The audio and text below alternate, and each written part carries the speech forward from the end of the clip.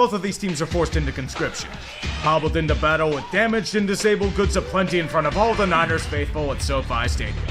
And they'll give them a show with their B team on offense, too. Who the hell needs CMC, Debo, or Kittle when you have Jawan Jennings? In the face of adversity, he's having his breakout moment. 175 yards and 3 TDs generating instant chemistry with Big Cock Brock slapping their nuts across LA's face. With a 14-point lead against the Little Giants version of the Rams, this should be a cakewalk. If it weren't for their defense giving up penalty after penalty. Lovely day. One-score game. Field goals will be swapped between rivals on failed red zone drives, but there's another chance to make it a 2-possession game. Someone tell me San Francisco's most hated band today. The Moody Blues. Knights in white satin, this is not. Stafford just dices the Niners D faster than lightning and it's suddenly a tie game. But late in the fourth quarter, Shanahan's got a chance to overcome and win it. All he needs is another first down. Rams bring an extra man on the pressure. Purdy steps up, looks deep, Purdy ball! Hold on! Purdy, no! Shanahan's tears dropped to the ground like that pass. You have to catch that. That would have won the Niners another home game. They would have escaped the hounds of hell. Not with Stafford's penchant for comebacks. Have you learned nothing from his time in Detroit? Or are you surprised that it happened again? Welcome back to field goal range. Now bring it home and send these fans away miserable. Carney, comeback, complete, Rams win, taking the lead with 2 seconds left. Sean McVay still got it. No big weapons and a D team for the lineup, they'll beat their rivals. Shanahan choking narrative won't go away, but that's been a thing since 28-3. This was more about the Rams and their resolve. Their season lives on. Like a zombie, it shuffles to its next victim.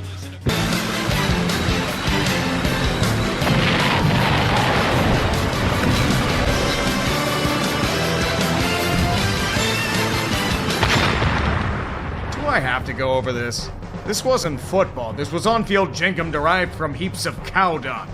Perhaps we can get high off the noxious fumes instead of suffer through what these two teams depict as the sport. It more resembled the modern art interpretation of suffering. Dostoevsky himself would be in awe at such a revelation of pain. The only positive being Ramondre Stevenson's revival from the depths of being benched. New England is one of the finest Tank Bowl contestants this year. From their horrific offense to god-awful offensive line, Jacoby Brissett will be wearing a colostomy bag by week 15. Miami's isn't much better.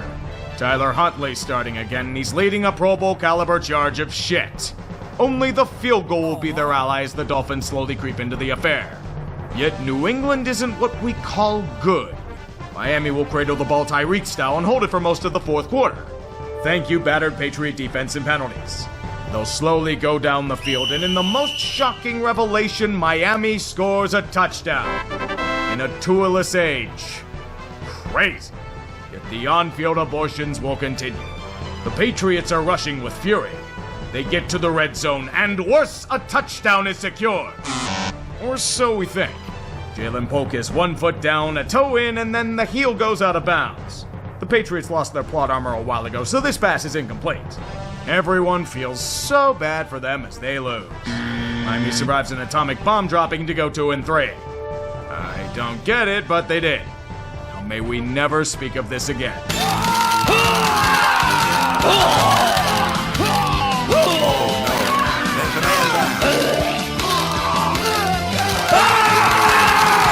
Lost. This is for supremacy in the NFC West, but it feels so much weaker than that this year. What we see now are two hobbled franchises. No health at the skill positions for San Fran, no health in the secondary for Seattle. And it would get worse for them during the game. In front of the 12s, the Seahawks ended up exposing themselves for every flaw in the book. One of the more porous defenses in the NFL, terrible at stopping the run, unable to run themselves anymore. It's a disaster that only got more agonizing. San Francisco was giving them every chance in the book to come back. Come on, Seattle, you can do it! We've blown double-digit leads twice this year, join them in victory! The Seahawks respond with the worst performance Geno's had all year and gobs of untimely penalties. 3 straight losses on a defense that surrenders like Cornwallis at Yorktown. Seattle, you're in such shit you don't know how deep you're in it. The Niners won with Brock Purdy barely breaking a sweat with spare parts, and they did so with relative ease. That's damning. But don't think you're getting out of this one, boys. Another dub means more injuries as penance. You like Jordan Mason? What Jordan Mason? I don't see anything like him around. He'll be starting some dudes from the beer league in week 9 who will tear their ACL in the first quarter.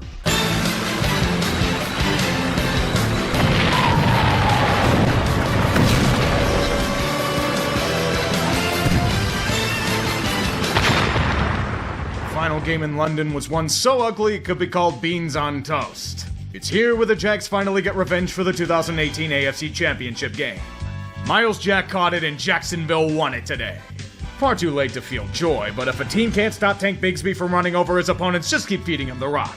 The Patriots are as vulnerable as they were during that winter in Valley Forge. No defense and freezing to death. Destroyed every which way from across the English Channel and back. Gerard Mayo, showing no awareness as a head coach, said his team is softer than Charmin. Just don't point at who has to prepare the team for games, or if they have any talent left on the squad that's healthy. Well, at least Drake May looks promising with absolutely nothing around him. He's not Mac Jones. Yet. A true quandary. New England loses in horrific fashion yet wins the greater prize in the Tank Bowl. Jacksonville finally wins another game, but Peterson and Balky get to keep their jobs for another week. Who really lost here?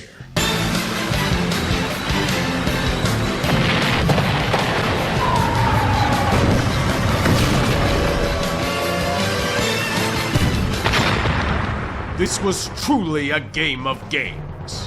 One that occurred on this day. I'll simply let the action on the field take center stage as the good Lord above intended. He's a fucking asshole. If he were merciful, he would have sunk this stadium into the abyss to save us from such horrible atrocities. Bane had the wrong target for his act. This is a far worse disaster than what he pulled off. Do you like bad football? Do you like unforced turnovers and fuck-ups? Do you like miserable fans? Then this is the game for you. Tied at 10 deep in the second half because neither team can do a damn thing. Both understand the rules of Tank Bowl. I respect it. Tennessee may have forced a fumble on Drake May and scored a touchdown to take the lead, but they're in front of the home crowd. They have to pretend their foolish playoff ambitions are coming back to life. It all comes down to one final drive for New England, taking care of a weak Titans defense to get down to the annals of the red zone.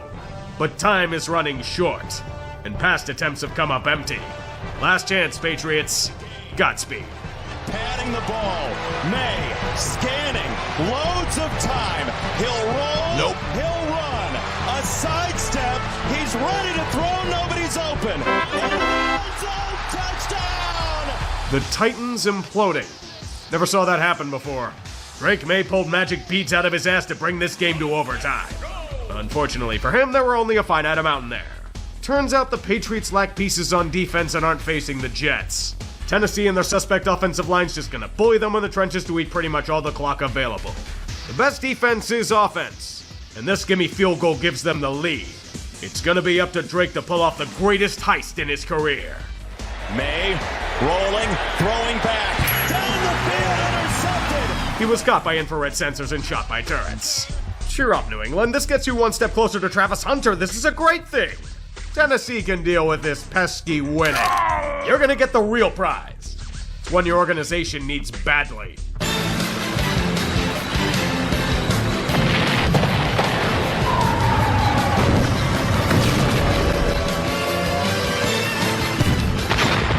Here lie two dead franchises before you. One has been rotting away in the corner for years.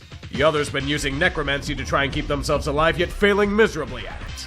All the cap spells and restructures of men have lost their potency. What you get are two really bad football teams. Two groups that need wins to give themselves something. Anything, really. Carolina, at least, is just terrible. The Saints are pretending they aren't. And it's an uncomfortably close contest for them. Nola's ability to generate yards upon yards of offense is doing nothing since they can't convert them into points. Back and forth it goes, and we all hope the Panthers win for the sake of laughter. Their defense is somewhat doing what they need to do, yet the Saints' offense is reminding us all how the first 2 weeks were an outright fluke. Honestly, it'd be pretty funny if they lost to a bottom feeder. Perfect. One starting a broken Bryce Young, of all things. They're allowing him to perform competently with long passes and pass interference penalties. Good for him. He deserves something positive in this world. Serves these stubborn Saints executives right. And Hubbard slides through the defense, breaks through the 5, toward the end zone, slides in safely. You want us to take you seriously as a franchise and you're out here losing to the Panthers? The team on pace for one of the worst point differentials in league history. Don't you dare blame injuries for this bullshit. Carolina's just as battered as New Orleans is. It's fucking over, Saints. You're lower in the standings than a 5-alarm fire. You've lost 7 in a row. The team's a vegetable in hospice. Chris Olave suffered his 6th concussion in 5 years as Derek Carr's giving him the Austin Collie treatment. Just pull the damn plug. Trade Marshawn to a real team so he can have a chance to win again.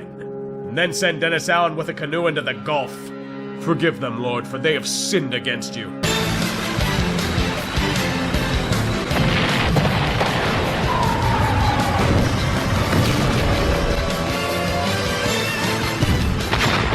Achtung! Erleben Sie die größte Qualität. Die Panzerrote über die Aufnehmungen von München. Eine schmerzhafte Umbungen und sungenhaften American Football aller Buße für vergangene Sünden. Giants gegen Panthers im Bestreben der NFL, das Spiel global zu machen. Potenziell 8 Spieler pro Jahr von Danny Dubs gegen Bryce Young. Oh, was für eine schreckliche Freude wir haben. Alles, was New York tun kann, jede Gelegenheit zu nutzen, wird und voller Praktik Zeit. Young tritt in der Red Zone. Schreckliche abgefälschte Interceptions in der Red Zone. Die Verteidigung war nicht in der Lage, einen Fingerhut zu stoppen, geschweige den Bryce Young. Er ist der verbotene Todes. Verlierst du gegen ihn, wärst du gefeuert. Vielleicht passiert es Danny Dubs. Ein Fumble verschafft New York eine gute Feldposition. Doch Josie Jewell reißt und dem Receiver aus der Hand. Oh, schreckliche Freude. Dieses Spiel ist ein Kriegsverbrechen. Demnach wird in Nürnberg wegen der beschämenden Fußballerführungen der Prozess gemacht. Viel schlimmer noch, wir müssen Überstunden machen. Dies ist ein Experiment, das Mängel aufstoßen führen würde. Und die Giants stimmen zu. He hands this one off. And it's a fumble. Ball is loose on the opening possession of overtime. Picked up. New York beschert Carolina mit Leichtigkeitssieger in Folge. Und dazu brach ich nur einen Beinschlag. Pinheiro takes the throw. Giants herzlichen Glückwunsch zu ihrer Schukenasche durch Sanders. Ich werde kein Wort sagen, aber wir wissen, dass man ein Idiot ist und sie später aus Versehen 1 oder 2 Spiele gewinnen wird. Das ist einfach die Art der G-Mana.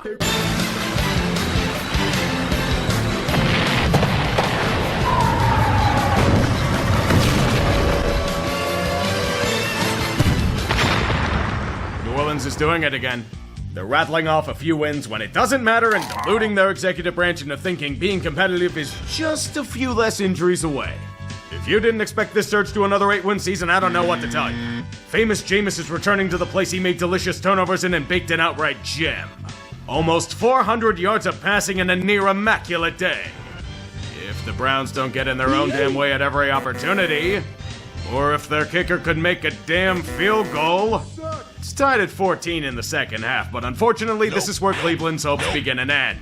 Today's superhero on the Bayou is a simple man. A Swiss Army knife that can kill you in 12 different ways. We call him Taysom Football. What's his favorite position? Obviously football. The Browns defense couldn't stop him whatsoever. The throwback to 2019 terrorizing Cleveland in every way possible. Don't look now, but the Saints are marching back to hell. 4-7 and the rest of their division is imploding on itself. Oh Lord, the terrible hope. New Orleans doesn't need any more foolish ambitions.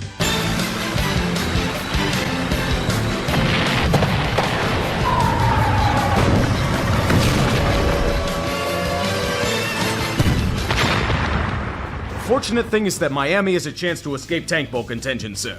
When you play teams like the Raiders, it's all but a certain possibility. Las Vegas is a sideshow that's more interested in fighting for the likes of Cam Ward and potentially a new head coach. Miami still has long-shot ambitions of a postseason ticket, but it was looking quite perilous in the first half. The Dolphins, despite their metric ton of yardage and time of possession, couldn't truly shake off their adversary. The Raiders may not have a defense, but Miami's unit in that end is both hobbled and quite ineffective. Good news, you can't stop Brock Bowers whatsoever. Dread it, but it's an offensive showcase for both groups, turning into a drag race. More alarming for Miami, but Tua's still in the saddle, and he will unleash his abilities with haste. He wants to finish this, and he will with a precision throw to Jonnu Smith. Arthur Smith's pizza sense is tingling somewhere in Pittsburgh with this news. Don't worry, Gardner's gonna fuck it up soon. There we go. Miami survives to rattle off consecutive wins with some momentum. Raiders, the Tank Bull is yours with consecutive loss number 6. And oh, what a prize it shall be. What is the prize this year anyway? There's no clear-cut number 1 picks.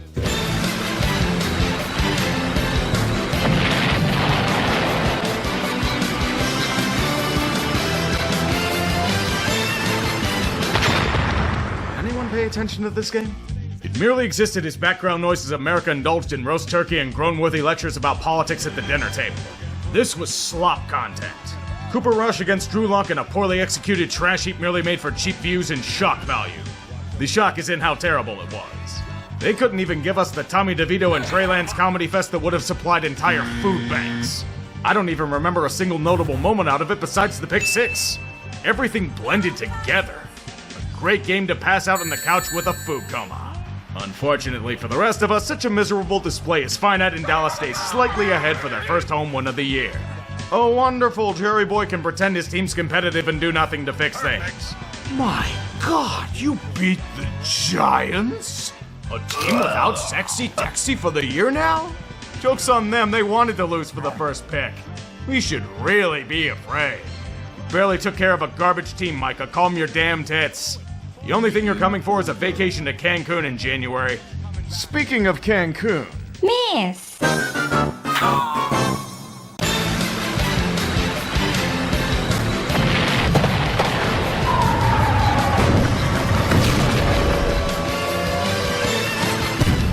We need to exile the Jags and Titans to where they belong. Mid-season Thursday night football. This was absolute garbage. I don't blame any of you for not watching. Jacksonville is shit and Tennessee is shit. End of story. The fact that we even have to waste breath discussing such an abomination is a testament to the failings of late-stage football. Fodder for Sparrowditas on the call and about 3 people eager to see a team win a game. Shameful displays, yet someone has to win. Sadly for Duval, the Titans can only kick field goals. Jaguars did the worst thing imaginable. Drive to score a touchdown. Wrecking their tank with a tank. The irony isn't lost on us. Congratulations, Jacksonville. You won a meaningless game and in the process potentially fucked yourselves out of Travis Hunter. One more win and you'll be reaching a worst-case scenario not even seen with a carmaker's failed rebrand. Tennessee will join you in that situation. Miss!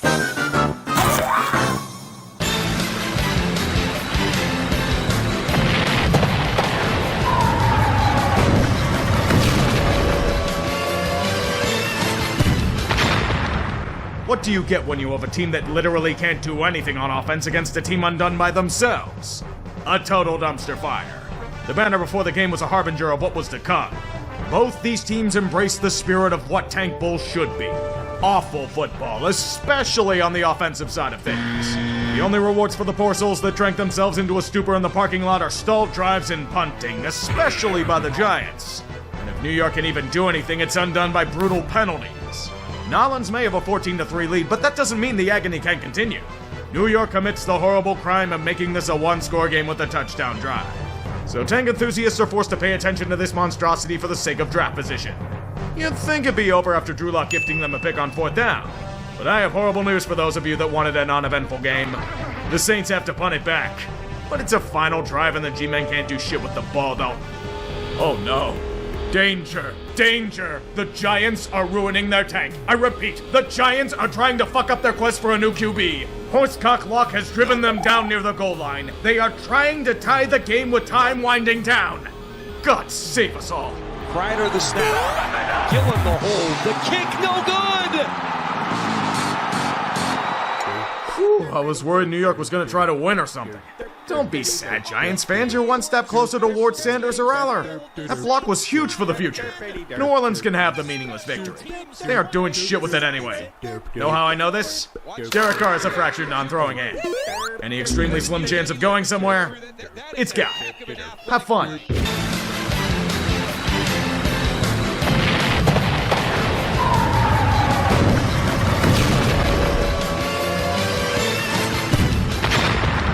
This is a Tank Bowl back in September. 2 teams with playoff dreams shattering into a billion pieces before they hit the ground. A game that means pretty much nothing somehow becoming one of the closer matchups in the 1 p.m. window. In the wreckage of what was these grand monuments to pigskin, Jets and Jags fight to the death for nothing more than bragging rights. A shootout that brings us the feels of nostalgia at every turn. Mac Jones throwing like he's back in 2021 is merely a matinee performance. Behold the main show. Aaron to Devontae. A throwback to 2016 in all of its glory. It may have come months too late against one of the worst secondaries in football, but the magic is back.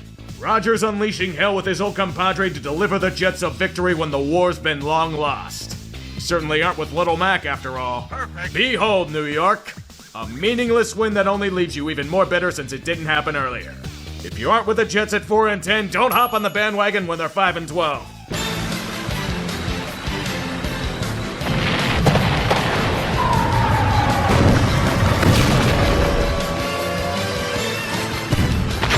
Thousands of centuries of evolution.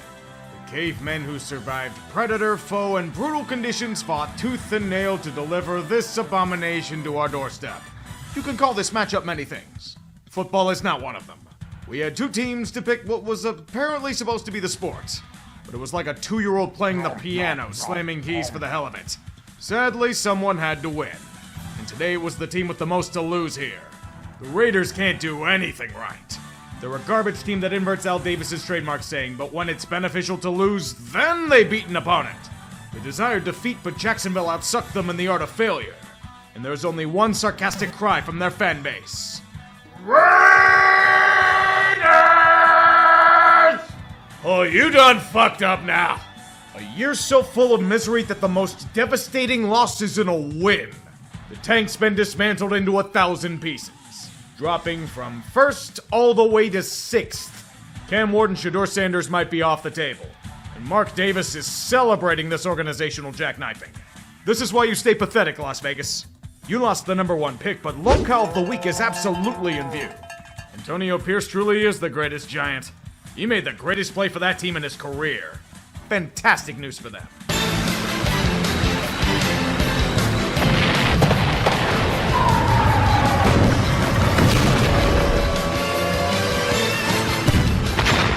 The football gods were trying to make sure this game didn't happen. Their solution to a terrible game on paper was to drench it in a borderline monsoon and tornado warnings. The average Thursday night contest? These franchises should be banished to the depths of hell. Except for Brian Thomas Jr., he can stay with us civilized people. Duval saw the planes flying above the stadium demanding Bulky's firing. And the fans are punished with a win that might keep him in the organization. To be fair, the Titans are a poorly coached, untalented train wreck, so it doesn't really count. Mason Rudolph guides Tennessee's tank back to the 2nd overall pick. If the Patriots somehow beat the Bills' backups next week, the glory's all theirs. Unlike Tennessee of today, it's beautiful.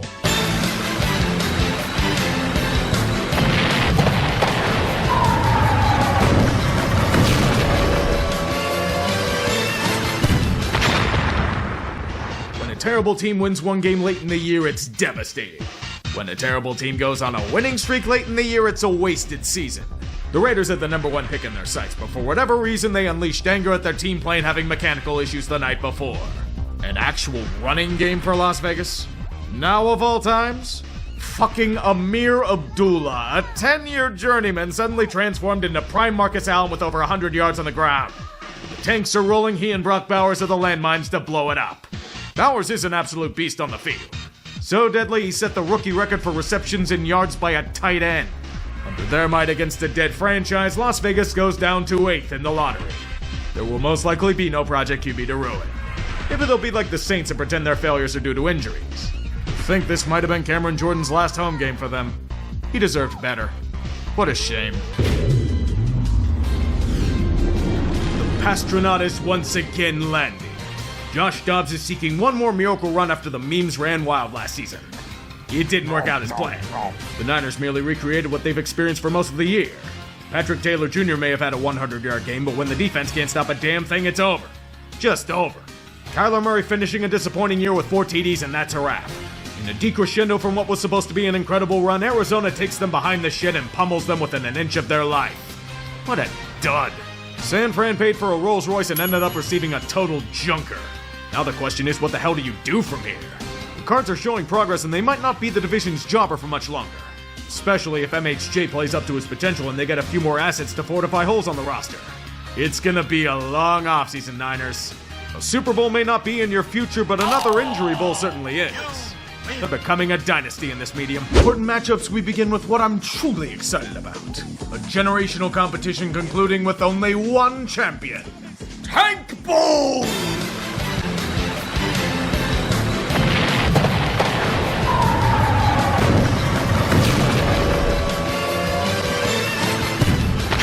The rules are simple. Lose and secure a delicious bounty. New England gets first claim. If they somehow win, it goes to Tennessee. Then Cleveland, then the Giants if it gets to that point. We'll start out in New York to see if they understood the assignment. Good news, New York, you did. Fortunately, they weren't facing the god-awful Colts defense, so Drew Lock's magical run comes to an end here. It doesn't for Tanner McKee, however. With nothing to play for and Pickett injured, Tanner reinforces his claim as the most efficient quarterback in the NFL for some inane reason, slinging nothing but touchdowns. Saquon's also resting, so the season rushing record will remain intact. The same can't be said about the Giants and their Saturday. This was no contest.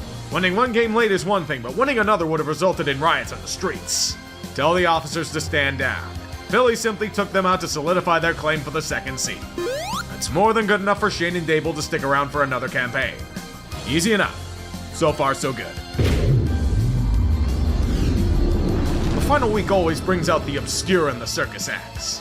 Bailey Zappi has been allowed out of the bomb shelter. Remember when he was a thing for about 3 weeks? That pick 6 is why the fat died off as fast as Concord. Zappi or DTR. An unplayable shit or a different color of unplayable shit. Baltimore wins by default. Merely a tune-up act as they waltz into an AFC North title on the back of one of the most dynamic offenses in the game. It's just gonna cost you Zay Flowers. Not a big deal, right? Who the hell needs reliable wideouts? There's a chance he can play for the playoffs, and Cleveland was more interested in the art of suck-a-dude, so it meant a whole lot of nothing. Kevin Stefanski needing a scapegoat, and Ken Dorsey isn't any good, so they'll just cut his head off instead. Deshaun's Achilles setback to be determined. If there's a way to end a season in style, it's with a Michael Pierce thick pick. Like the Browns, he saw the distance he had to run and just said, fuck it. Cleveland did their duty, but there are many more that need to do their part. Nothing will be more hilarious to me than the Titans donning their old baby blues and going by the Oilers every time Houston comes to town. Sheer pettiness that has Bud Adams smiling while watching TV in Hell's spacious bar. He was sipping on that whiskey down there as his franchise got the shit kicked out of them by the Texans' backups. General Mills and Dameon Pierce running all over them as if it's 2022. Hell, it's a game full of throwbacks and who's who in the world of football. Will Levis even made a final appearance before he's traded for a 6th-round pick. A fine send-off to a horrifically disappointing season. Yet look to the future. Another quarterback in the mystery box of the draft will be yours. The game was meaningless. Houston can have the small victory. They have what's really important in the grand scheme of things. But while the Titans may have most of Houston's history and traditions, the Texans are forging one of their own. Saturday afternoon wildcard games. Take that, bud. You know the rules, New England. Lose. Do everything in your power to fail. Buffalo's playing their backups for this game after one play of Josh Allen, so the challenge will be even greater. And this is Gerard Mayo's chance to solidify his reputation as tank commander. Drake May's gotten the shit kicked out of him a little too much this year. That and he's too good, so in comes Joe Milton in his NFL debut. He was brought in for the suck, and he responds by turning into 2010 Michael Vick. Slinging footballs and dazzling with his feet in a showcase for more playing time in the future. Perfect. Of course, the Bills have nothing to play for, but they're just letting Milton shake, rattle, and roll his way to a career day. Figures. The moment the Patriots can build another dynasty on the opposite end, it crumbles in front of them by means of quality play. Why, New England? You had a chance to get a nice haul from a QB-hungry team for the first overall pick. You might have lost Travis Hunter. Don't destroy your glorious tank before the finish line. Patriots, no! No! After such treasonous ruination, we have a new champion in the art of losing at the 11th hour. Presenting the winners of the 2024 Tank Bowl, the Tennessee Titans! You win! Their aspirations were playoffs, but a Tank Bowl is so much more desirable. It means a new Project QB to hopefully develop. Fire Brian Callahan, by the way. He's fucking useless.